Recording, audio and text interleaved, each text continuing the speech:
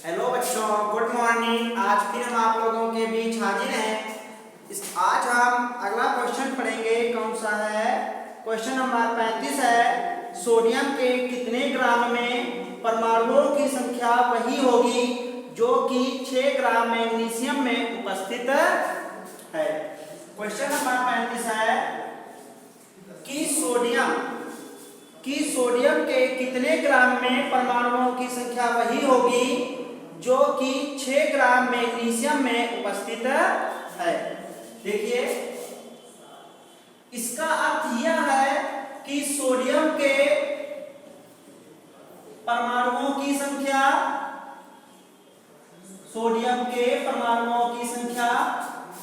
और मैग्नीशियम के परमाणुओं की संख्या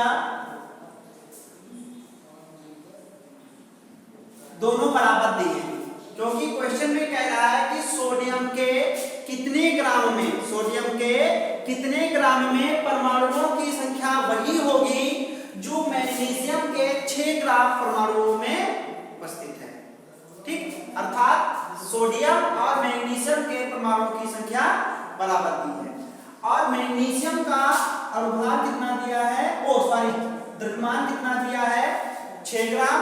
और मैग्नीशियम का अनुभाग कितना होता है, 24। कितना होता है, 24।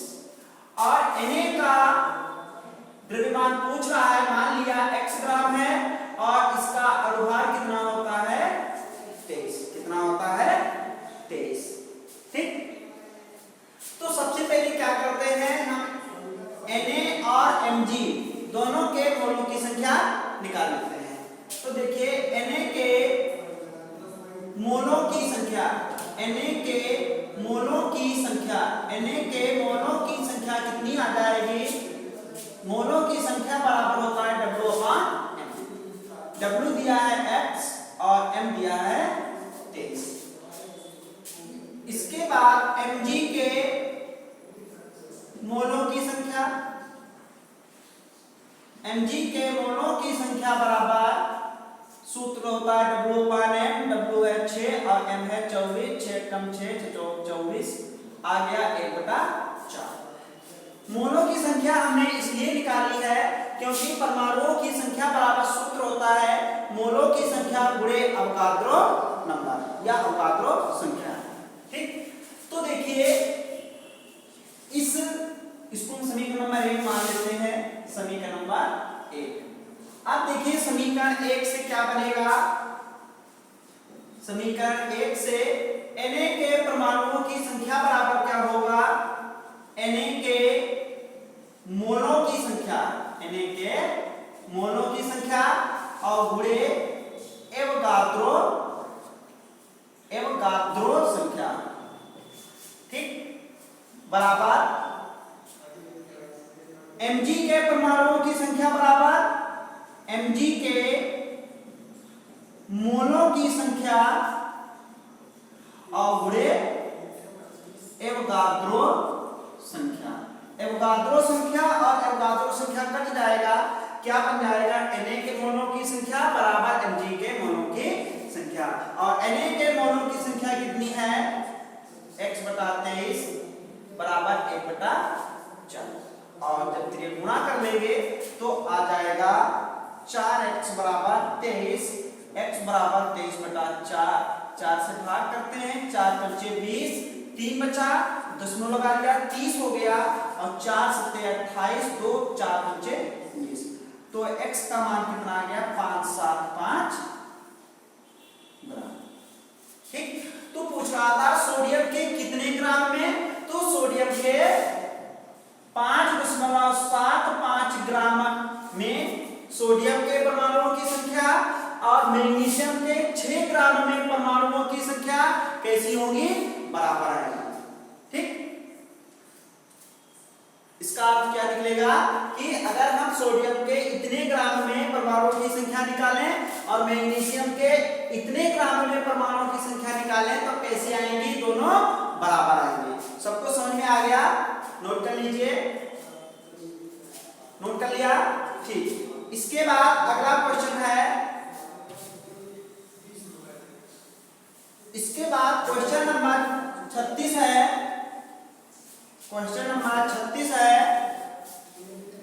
CO2 के अणुओं की संख्या क्या होगी जिसमें 8 ग्राम O2 है।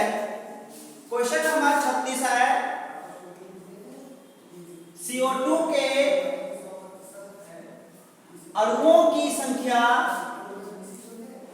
क्या होगी, अणुओं की संख्या क्या होगी जिसमें 8 ग्राम O2 है, जिसमें 8 ग्राम O2 है। ठीक, सबसे पहले हम ऑक्सीजन के मोलों की संख्या निकाल लेते हैं। ऑक्सीजन के मोलों की संख्या निकाल लेते हैं तो देखिए क्या बनेगा। O2 का द्रव्यमान दिया है, O2 का द्रव्यमान दिया है 8 ग्राम और O2 का अणुभार कितना होता है, देखिए एक O का होता है 16 और O2 का कितना हो जाएगा 32। तो O2 के मोलों की संख्या कितनी आ जाएगी, मोलों की संख्या होता है W/M, ये W और ये M, तो कितना आ जाएगा 8/32, 8 कम 8, 8 × 32, 1/4 मोल आ जाएगा। ठीक, अब देखिए जो ये CO2 है, CO2 कैसे बना हुआ है, C+O2 बना है कि नहीं बना है। तो हम क्या कह सकते हैं, जो CO2 है, CO2 के 1 मोल में 1 मोल क्या है, ऑक्सीजन है। कितना है, CO2 के 1 मोल में 1 मोल ऑक्सीजन लगा हुआ है। ठीक, तो यहाँ पर हम भाषा क्या लिखेंगे कि 1 मोल O2 आवश्यक होती है बराबर 1 मोल CO2 के लिए। बोलो CO2 बनाने के लिए केवल 1 मोल CO2 बनाने के लिए 1 मोल ऑक्सीजन की आवश्यकता होती कि नहीं होती है। और ऑक्सीजन के कितने मोल दिए हैं, 1/4, तो 1/4 मोल ऑक्सीजन आवश्यक होती है 1 × 1/4 मोल CO2, कितना आ जाएगा 1/4 मोल CO2। ठीक, अर्थात हमें CO2 के मोलों की संख्या पता हो गई, कितनी आएगी 1/4। ठीक, इसके बाद पूछ रहा है CO2 के अणुओं की संख्या पूछ रहा है, तो देखिए CO2 के अणुओं की संख्या बराबर सूत्र होता है CO2 के मोलों की संख्या गुणे एवोगाद्रो संख्या। CO2 के मोलों की संख्या भी हमने 1/4 निकाला है और अब एवोगाद्रो नंबर होता है 6.023 लिख लीजिए, चाहे 2 लिख लीजिए, गुणे 10⁻23। अब 4 से भाग कर देंगे तो 4 × 4, 1 2 बचा, 0.4 × 20, 0 लगाया, 4 × 20, 5 और 4 × 20, 3 बचा, 30 हो गया, 4 × 7 28 और 4 × 10⁻20, इतना आ जाएगा। चाहे तो इसको हम ये भी लिख सकते हैं 1.5 × 10⁻23। तो CO2 के अणुओं की संख्या पूछ रहा था कितनी आएगी, तो CO2 के अणुओं की संख्या आएगी 1.5 × 10⁻23। सबको समझ में आ गया। एक बार फिर से देख लीजिए, क्वेश्चन दिया था CO2 के अणुओं की संख्या क्या होगी जिसमें 8 ग्राम O2 है। तो क्या करते हैं, सबसे पहले हम O2 के मोलों की संख्या निकालते हैं। इन मोलों की संख्या बराबर होता है भार 8 दिया है और भार 32 होता है, 1/4 दिया। अब देखो CO2 प्राप्त करने के लिए समीकरण होती है C+O2 एरो CO2। तो अगर हमें 1 मोल CO2 जरूरत है तो हमें 1 मोल ऑक्सीजन की आवश्यकता पड़ेगी। तो यहाँ पर लैंग्वेज क्या लिखेंगे, 1 मोल ऑक्सीजन आवश्यक होती है 1 मोल CO2 के लिए। तो मोल कितने हैं ऑक्सीजन के, 1/4, तो 1/4 मोल O2 आवश्यक होगी 1/4 मोल CO2 के लिए। अब CO2 के मोलों की संख्या पता हो गया। इसके बाद अणुओं की संख्या बराबर होता है मोलों की संख्या गुणे एवोगाद्रो संख्या, और मान लगा के हल कर लेंगे तो CO2 के अणुओं की संख्या आ जाएगी 1.5 × 10⁻23।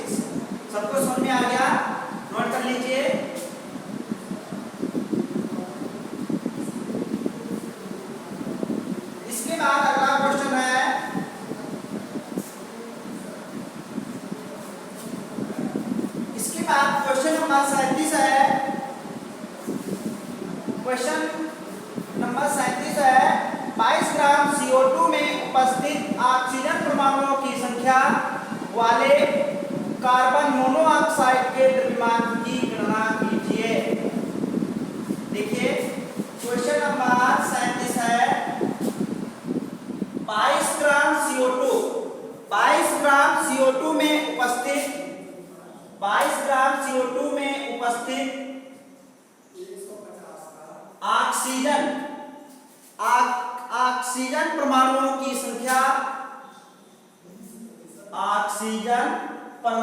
की संख्या में कार्बन मोनोऑक्साइड का द्रव्यमान निकालना है।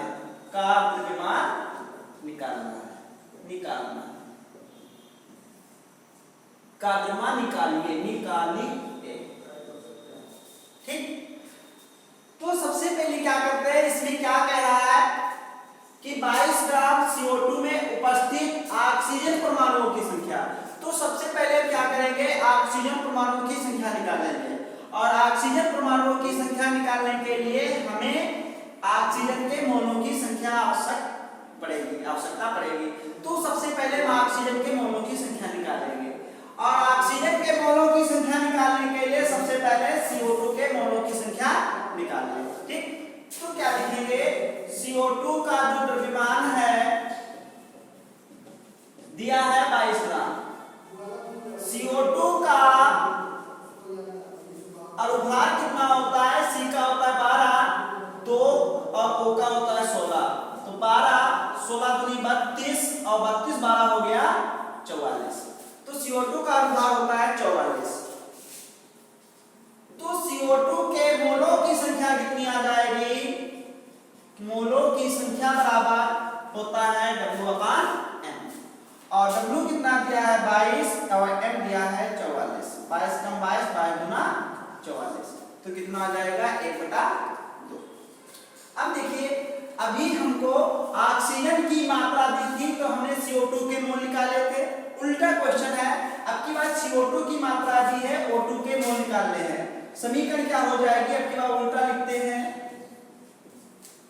अगर CO2 का एक मोल हम दहन करते, मतलब CO2 का अपघटन करते हैं 1 मोल का, तो ऑक्सीजन का 1 मोल बनता है। ठीक, तो बिल्कुल भाषा यहाँ पर क्या लिखेंगे, 1 मोल CO2 का अपघटन करने पर प्राप्त O2 के मोल बराबर 1।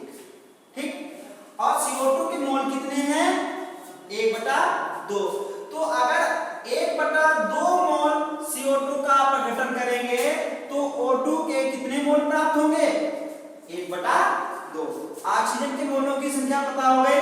अब ऑक्सीजन के हम क्या निकालेंगे, परमाणुओं की संख्या। तो देखिए इसके बाद ऑक्सीजन के परमाणुओं की संख्या बराबर सूत्र होता है ऑक्सीजन के मोलों की संख्या गुणे एवोगाद्रो नंबर या एवोगाद्रो संख्या।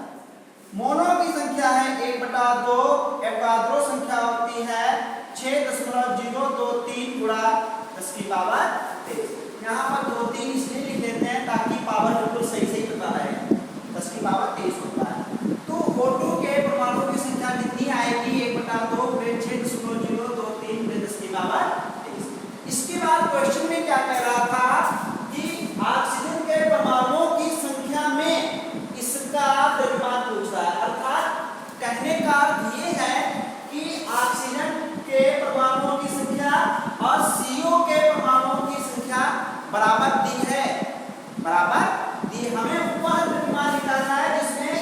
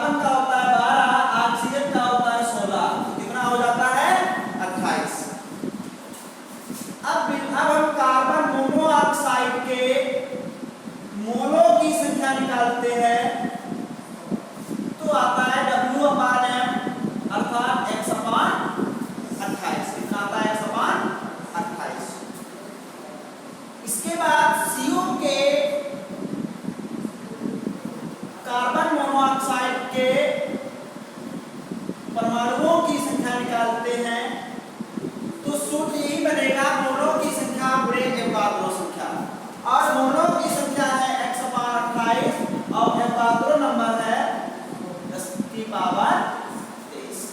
ठीक, क्वेश्चन में कह रहा था कि हमें कार्बन मोनोऑक्साइड का वह द्रव्यमान निकालना है जिसमें कार्बन मोनोऑक्साइड के मोनों की संख्या और ऑक्सीजन परमाणुओं के मोनों की संख्या बराबर आ जाए, और वह द्रव्यमान हमने x मान लिया है। क्या मान लिया है?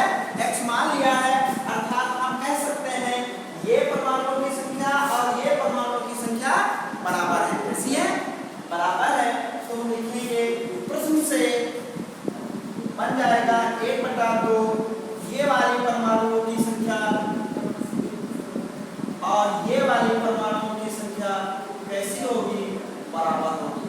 तो 10 की पावर 23 ये संख्या कैंसिल हो गई। 1/2 बराबर x/28, नीचे का काट दिया तो 1 बराबर x/14, फिर ये गुणा कर लिया तो x बराबर कितना आ गया? 14 ग्राम। ठीक, सभी लोगों को समझ में आ गया? नोट कर लीजिए। नोट कर लिया? इसके बाद अगला क्वेश्चन है, इसके बाद क्वेश्चन नंबर कौन सा है? क्वेश्चन नंबर 38 है। क्वेश्चन नंबर 38 और 38 का पहला पार्ट दिया है 1 किलोग्राम O2 में अणुओं की संख्या ज्ञात कीजिए। क्वेश्चन नंबर 38 है 1 kg O2 में अणुओं की संख्या ज्ञात करना है। बहुत सरल है। क्या करेंगे? देखो, अणुओं की संख्या बराबर क्या होता है?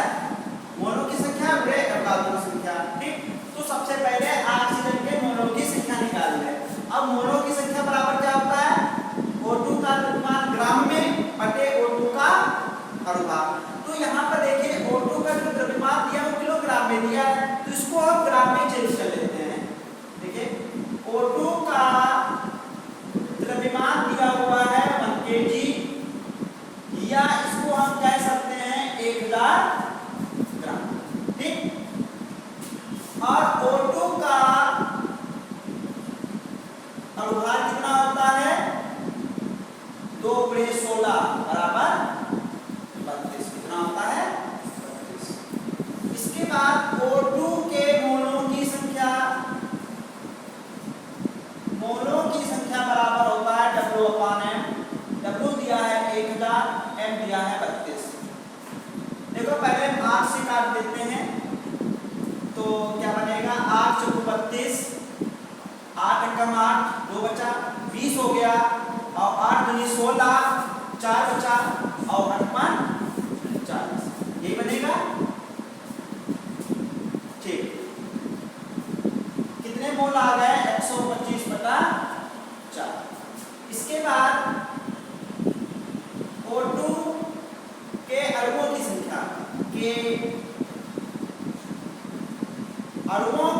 बराबर सूत्र होता है मोलों की संख्या गुणे एवोगाद्रो संख्या। तो मोलों की संख्या कितनी आई है?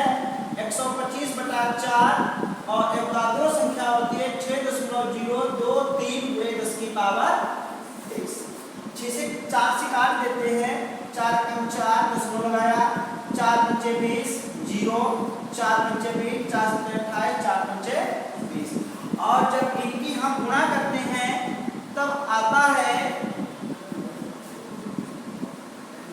108, लगभग 188 आता है। कितना आता है? लगभग 188 आता है, और गुणे 10 की पावर 23।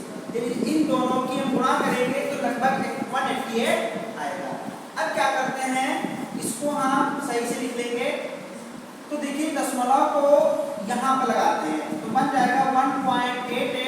हमने बताया है दशमलव इधर खिसकाने पर क्या होता है? घातें बढ़ती हैं। तो इधर हमने 2 अंक दशमलव खिसकाया है तो 2 घात बढ़ जाएगी। कितना आ जाएगा? 1.88 × 10 की पावर 25। तो 1 kg O2 में अणुओं की संख्या कितनी आएगी? 1.88 × 10 की पावर 25 आ जाएगा।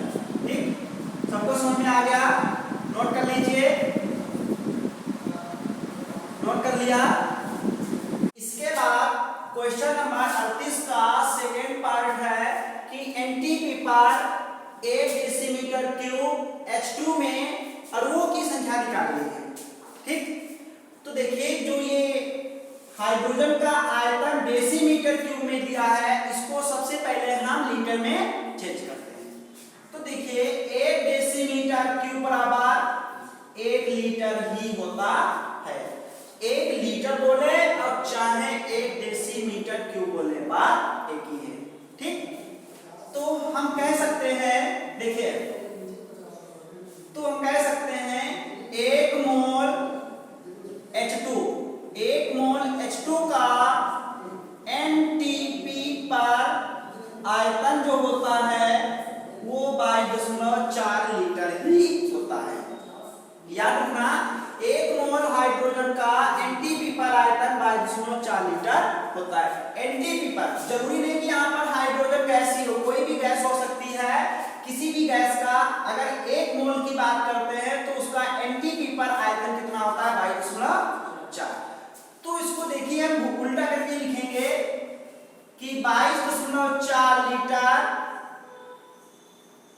NTP पर आयतन बराबर 1 मोल हाइड्रोजन लिख सकते हैं। अब देखिए क्वेश्चन में कितने लीटर आयतन दिया हुआ है, 1 लीटर दिया हुआ है। 22.4 लीटर NTP पर आयतन कितने मोल हाइड्रोजन होता है, तो 1 लीटर NTP पर आयतन जो होगा उसमें कितने मोल होंगे, 1/22.4 मोल हाइड्रोजन, इतने मोल हाइड्रोजन के होंगे। अर्थात हम कह सकते हैं कि हाइड्रोजन के मोलों की संख्या जो होगी वो 1/22.4 होगी। ठीक, अब देखिए अब क्या निकालना है, अणुओं की संख्या निकालनी है। तो लिखते हैं हाइड्रोजन में अणुओं की संख्या बराबर, हाइड्रोजन में अणुओं की संख्या बराबर सूत्र होता है मोलों की संख्या गुणे एवोगाद्रो संख्या। मोलों की संख्या है 1/22.4 गुणे एवोगाद्रो संख्या होती है 6.023 गुणे 10⁻23। क्या करते हैं, 2 जीरो लगा लेते हैं और ये दशमलव कैंसिल। ठीक, अब क्या करते हैं 224 से भाग करते हैं तो 224 एक बार चला जाएगा और इसको भाग करते हैं तो ये लगभग 26.8 आता है। कितना आता है, लगभग 26.8। और अगर और थोड़ा बढ़ा के लिखते हैं तो 26.9 आ जाता है। कितना आ जाता है, 26.9। तो क्या बन जाएगा 26.9 गुणे 10⁻23। नीचे कितना है 100, 100 को क्या लिख सकते हैं 10⁻2, 10⁻2। अब देखिए जब 10⁻2 को जब ऊपर लाएंगे तब ये क्या हो जाएगा, पावर माइनस की हो जाएगी। कितनी हो जाएगी, पावर माइनस की। तो क्या बन जाएगा 10⁻²। तो ये बन जाएगा 26.9 और ये आ जाएगा 10⁻21। कितना आ जाएगा 10⁻21। और दशमलव यहाँ के बजाय यहाँ पर लगाते तो बन जाएगा 2.69 गुणे 10⁻21। देखिए दशमलव इधर बढ़ाने पर क्या होती है, घातें बढ़ती हैं। तो हमने 0.1 अंक बढ़ा दिया, इसीलिए घात 1 बढ़ जाएगी। तो कितना आ जाएगा 2.69 × 10⁻22। तो NTP पर 1 डेसीमीटर क्यूब हाइड्रोजन में अणुओं की संख्या कितनी आएगी, 2.69 गुणे 10⁻22 आएगी। सबको समझ में आ गया, नोट कर लीजिए।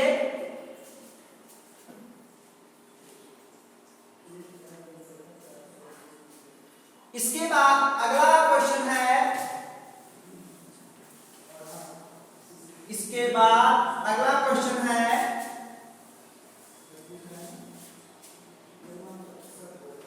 तीसरा पार्ट दिया हुआ है NTP पर। NTP का जो फुल फॉर्म होता है, N का होता है नॉर्मल, क्या होता है नॉर्मल, T का होता है टेम्परेचर, क्या होता है टेम्परेचर, और P का होता है प्रेशर, क्या होता है प्रेशर। नॉर्मल, टेम्परेचर और प्रेशर। ठीक, तो NTP का ये फुल फॉर्म होता है नॉर्मल, टेम्परेचर, प्रेशर। याद रखना, इसको हिंदी में कहते हैं सा ता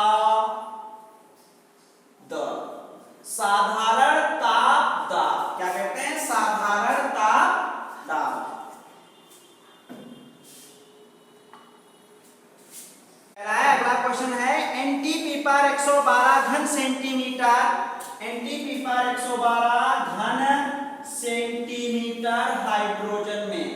याद रखना भैया, एनटीपी का अनुपात क्या होता है? नॉर्मल टेम्परेचर प्रेशर, और हिंदी में कहते हैं साधारण ताप दाब। ठीक, सबसे पहले क्या करते हैं, जो घन सेंटीमीटर दिया है इसको लीटर में चेंज कर लेते हैं।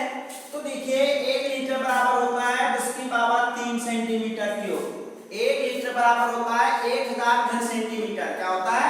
1 लीटर बराबर 1000 घन सेंटीमीटर। हम कह सकते हैं कि 1 घन सेंटीमीटर बराबर होता है 1/1000 लीटर या 1/10 की पावर 3 लीटर। अपने पास कितने घन सेंटीमीटर दिया है?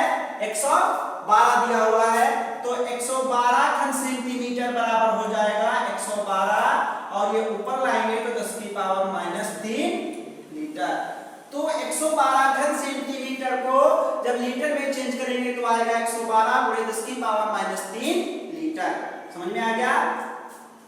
इसके बाद अब देखिए, अभी जो हमने दूसरा पार्ट किया था बिल्कुल वैसे ही करेंगे इसको भी। 22.4 लीटर एनटीपी पर आयतन प्राप्त होता है। 22.4 लीटर एनटीपी पर आयतन में हाइड्रोजन के मोलों की संख्या बराबर 1। तो 1 लीटर एनटीपी पर आयतन में H2 के मोलों की संख्या होगी 1/22.4। ठीक, लेकिन कितना आयतन दिया हुआ है? 112 पे 10 की पावर -3, 112 इंटू 10 की पावर -3 लीटर एनटीपी पर आयतन में हाइड्रोजन के मोलों की संख्या बराबर आ जाएगा 1/22.4 गुणे 112 गुणे 10 की पावर -3। ये दशमलव हटा देंगे, 0 चला जाएगा। देखिए 112 दहम का और 112 दो बार चला जाएगा पूरा, तो ये आ जाएगा 2 से काट देंगे 5, तो मोलों की संख्या आ जाएगी 5 गुणे 10 की पावर -23। ठीक, अब पूछ रहा है अणुओं की संख्या पूछ रहा था, तो हाइड्रोजन में अणुओं की संख्या बराबर सूत्र होता है मोलों की संख्या गुणे एवोगाद्रो संख्या। मोलों की संख्या आई है 5 गुणे 10 की पावर -3 और एवोगाद्रो संख्या होती है 6.023 गुणे 10 की पावर 23। पावर को पास कर लेते हैं -3 और ये 10 की पावर 23 गुणा करते हैं 5 या 15, 5 दूनी 10 और 11 दशमलव 5 का 30, कितना बन जाएगा 30.115 गुणा में घातें जुड़ती हैं तो 23 और -3 कितना हो जाएगा 20। अब क्या करते हैं, यही दशमलव इधर खिसका देते हैं तो बन जाएगा 3.0115 गुणे 10 की पावर। दशमलव इधर खिसकाने पर क्या होता है, घातें बढ़ती हैं, तो एक अंक खिसकाएंगे तो कितना हो जाएगा 21। तो एनटीपी पर 112 घन सेंटीमीटर हाइड्रोजन में मोलों की संख्या कितनी आएगी? 3.0115 गुणे 10 की पावर 21 आएगी। सबको समझ में आ गया? सच में नोट कर लीजिए। इसके बाद लास्ट क्वेश्चन है, क्वेश्चन नंबर, अभी दो क्वेश्चन है, इसके बाद क्वेश्चन नंबर 4 है।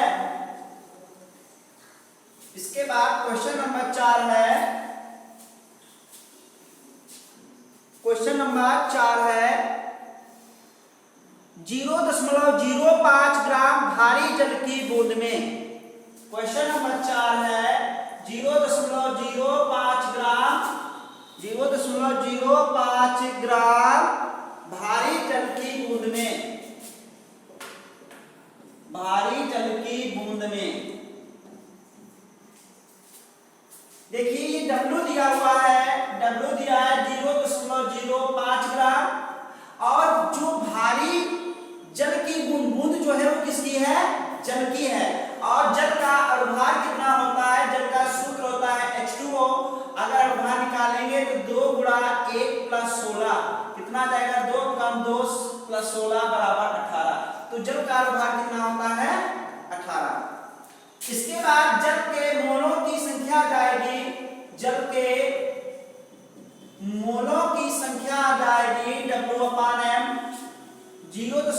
5 गुणे 18 इतना आ जाएगा।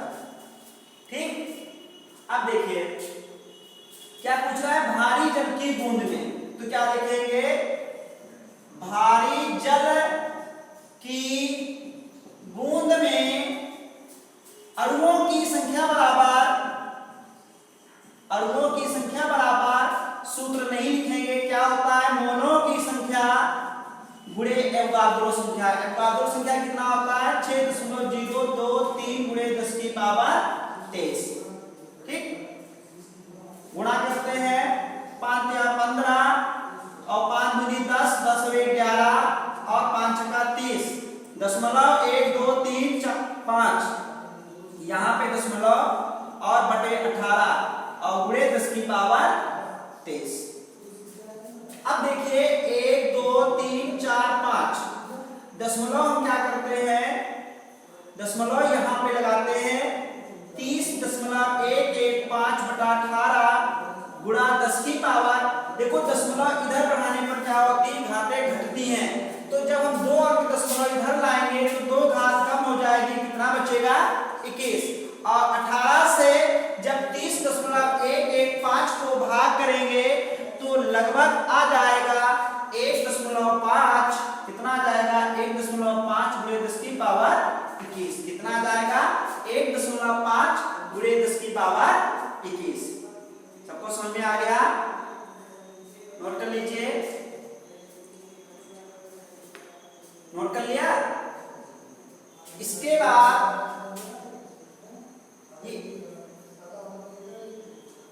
बाद लास्ट सवाल है, इसके बाद लास्ट सवाल है 34.2 ग्राम शर्करा में, क्वेश्चन नंबर 5 है, 34.2 ग्राम शर्करा में अणुओं की संख्या निकाली है। तो देखिए शर्करा का द्रव्यमान दिया है 34.2 ग्राम शर्करा, शर्करा को हम वही चीनी, शक्कर, गन्ने की चीनी कहते हैं, और जो गन्ने की चीनी या शर्करा जो होती है इसका सूत्र जो होता है C12H22O11 होता है, और इसका हम जब अनुवाद निकालते हैं तो 342 आता है, कितना आता है, 342। सभी लोग अनुवाद निकालना सीख गए होंगे, तो अनुवाद निकाल लेना, तो M बराबर 342 आ जाएगा। अब क्या करते हैं, हम शर्करा के मोलों की संख्या निकालेंगे, शर्करा के मोलों की संख्या बराबर, सूत्र होता है W/M, 34.2 बटा 342, 342 से जब इसको भाग करेंगे तो 0.1 आएगा, कितना आएगा, 0.1। अब अणुओं की संख्या पूछ रहा है, तो शर्करा में अणुओं की संख्या बराबर, सूत्र होता है शर्करा के मोलों की संख्या गुणे एवोगाद्रो संख्या, गुणे एवोगाद्रो संख्या। मोलों की संख्या है 0.1, एवोगाद्रो संख्या होती है 6.023 गुणे 10 की पावर 23। अब ये दशमलव हटाएंगे तो यहाँ पर घात 1 कम हो जाएगी, तो कितना आ जाएगा, 6.023 गुणे 10 की पावर 22।